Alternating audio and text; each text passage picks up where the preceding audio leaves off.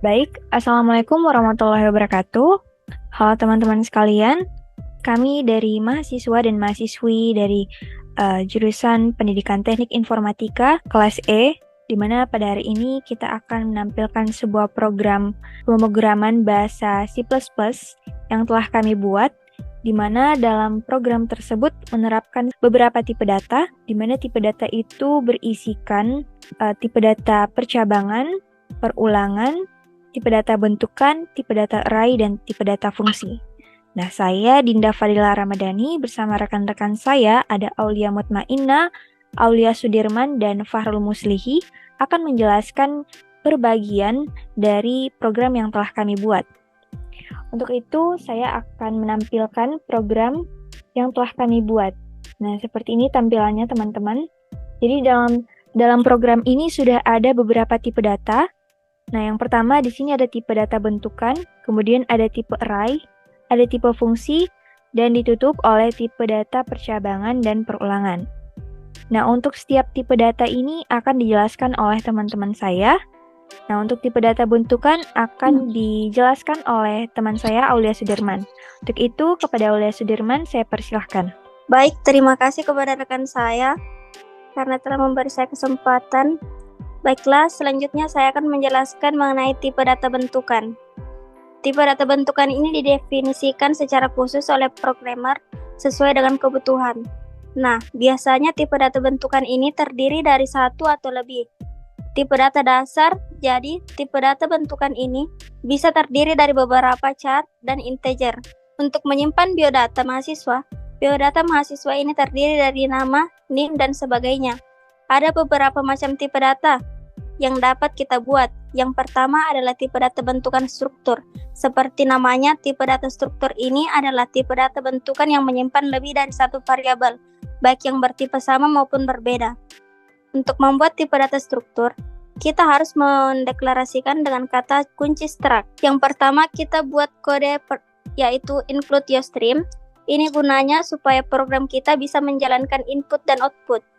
Dan jangan lupa juga pakai using namespace std.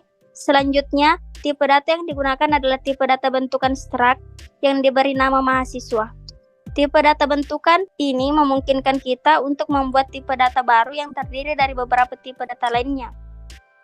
Tipe data bentukan mahasiswa memiliki 3 anggota, yaitu nama, NIM, dan jurusan, yang semuanya bertipe data string. Anggota-anggota ini memiliki informasi-informasi yang terkait dengan seseorang mahasiswa, seperti nama, NIM, dan jurusan. Selanjutnya saya persilahkan kepada rekan saya, Fahrul Muslihi. Baik, terima kasih atas kesempatannya. Saya Fahrul Muslihi akan menjelaskan program yang bertipe data array. Program yang menggunakan array mahasiswa untuk menyimpan beberapa objek mahasiswa. Setiap objek mahasiswa memiliki 3 atribut, yaitu nama, NIM, dan jurusan. Program ini menggunakan inisialisasi array untuk mengisi nilai awal dari mahasiswa.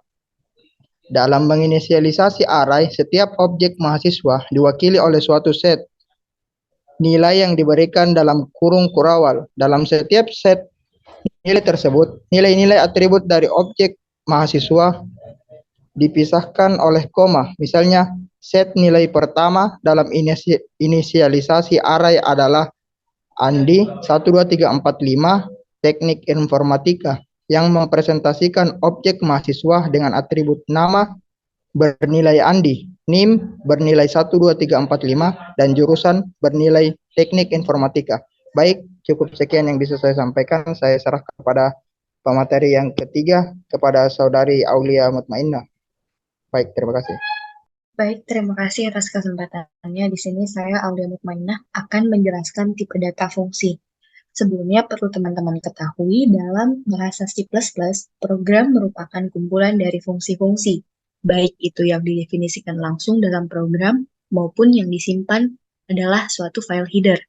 C++ sendiri mempunyai fungsi utama yang disebut fungsi main. Fungsi main ini selalu ada dalam setiap program C atau C++, dan compiler akan menjalankan program melalui perintah-perintah yang terdapat dalam fungsi ini.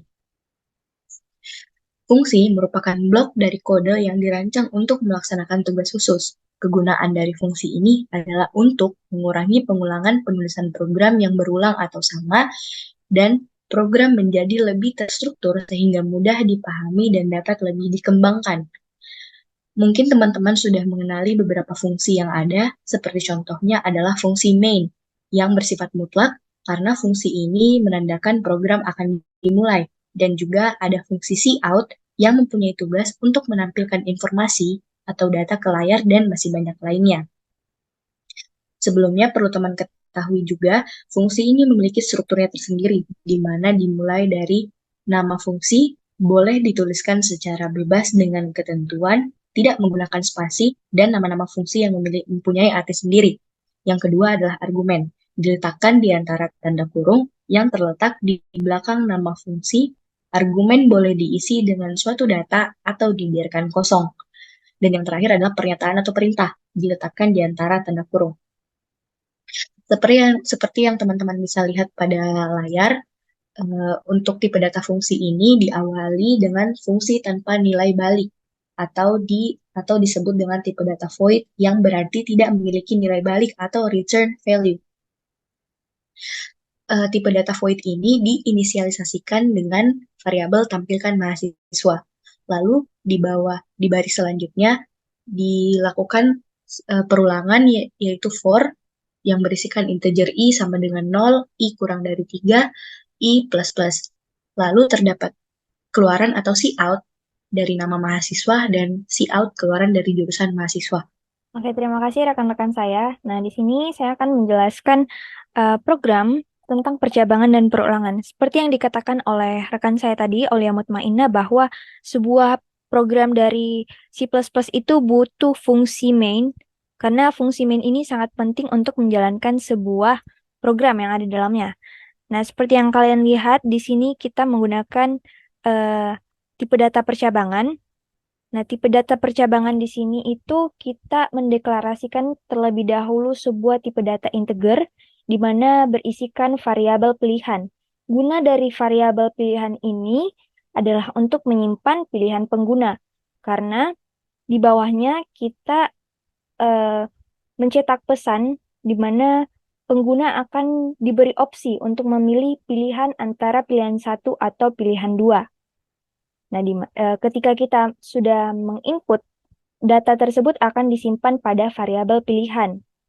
Kemudian, di sini kita menggunakan percabangan if-else. Jadi, program ini akan melakukan percabangan berdasarkan nilai yang dimasukkan oleh pengguna. Nah, jika pilihan yang dimasukkan itu adalah sama dengan 1, maka akan masuk ke dalam blok if pertama. Nah, jika pilihan sama dengan 2, maka akan masuk ke dalam blok else if. Nah, jika tidak akan masuk ke dalam blok else. Kemudian untuk tipe data perulangan di sini, kita menggunakan tipe data for loop atau nested loop, di mana jika pengguna memilih opsi 1, program akan masuk ke dalam blok if, di mana ada sebuah perulangan for, dari 0 hingga 2. Nah, 0 hingga 2 ini indeksnya berisikan 0, 1, dan 2. Nah, setiap literasi loop, itu program akan mencetak informasi tentang data mahasiswa keberapa, dan kemudian memanggil fungsi tampilkan mahasiswa. Nah, seperti kalian lihat pada program di baris 38. Kemudian, jika program tersebut masuk ke dalam else if, maka cout yang dikeluarkan adalah terima kasih sudah menggunakan program ini. Nah, jika program tersebut masuk ke dalam tipe data else, maka cout yang akan dihasilkan adalah pilihan tidak valid. Nah, return di sini